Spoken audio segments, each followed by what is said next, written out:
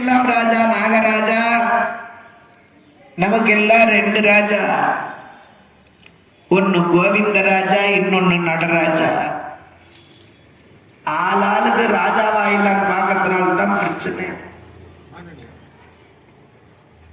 கோவிந்தராஜா நடராஜான்னு ரெண்டு ராஜா. இந்த நிலையிலே ராஜாக்களுக்கெல்லாம் ராஜாவாயிருக்கின்ற துரியோதன ராஜா தடைமுறிந்து கீழே சாய்ந்தவன் தன் கையிலே கிடைத்த ஒரு கதாயுதத்தை தேடி எடுத்தார். எடுத்தவன் எதிரே நிற்கின்ற மாயவனான கண்ணனை பார்த்தான். கிருஷ்ணா, திருட்டு பயலே, சூழ்ச்சிக்காரா, வஞ்சனைக்காரா, சூதுக்காரா, உன்னாலதான் எனக்கு இந்த நிலை. நீ மட்டும் இல்லைன்னா எனக்கு இந்த நிலை வந்திருக்காது. உன்னை விடப்போவதில்லை என்ற கையிலே கிடைத்த கதாயுதத்தை எடுத்துக்கொண்டு அங்கிருக்கின்ற மாயவனான கண்ணனை அடிப்பதற்கு எழுகிறார். மலைத்த போர் தோறும் எனக்கு நீசை பிழை மற்றுள்ளோர் செய்ய நினைப்பரோ.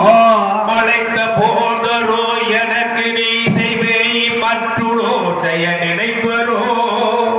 குளத்திலே உளத்து ஆனவர் குறிப்பிலாதீமை பிறக்குமோ. சலத்தினால் வினை ஏற்றுவார் முடி தரித்த காவலோடு ஒப்பரோ. நிலத்தில் வாழும்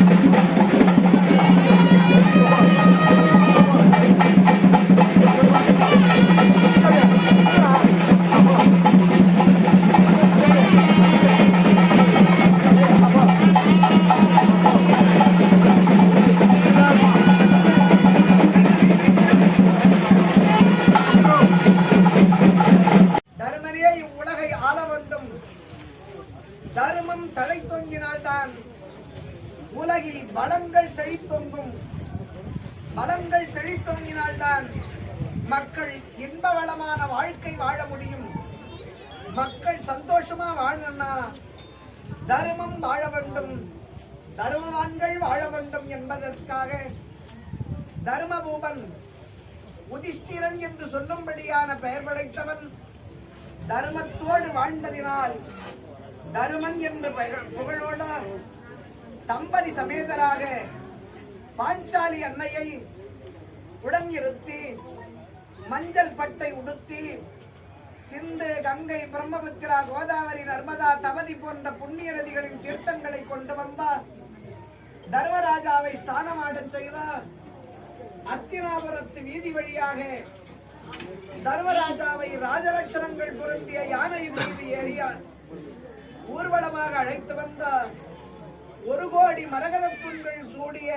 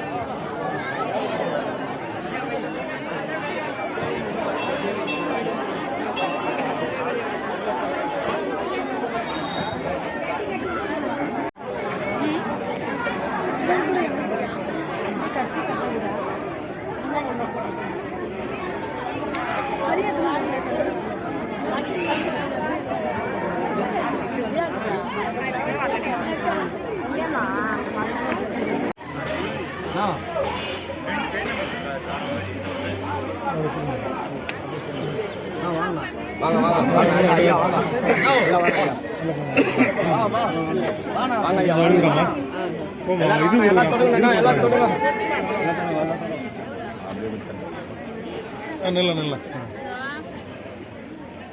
ஓகேண்ணா.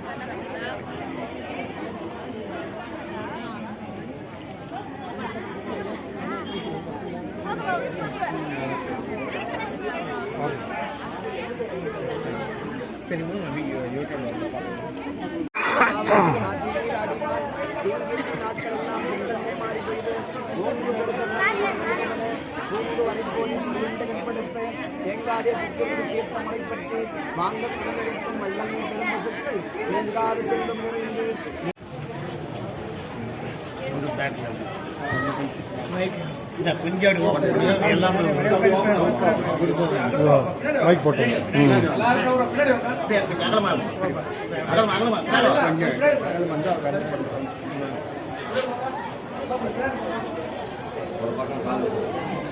சொல்லுங்க.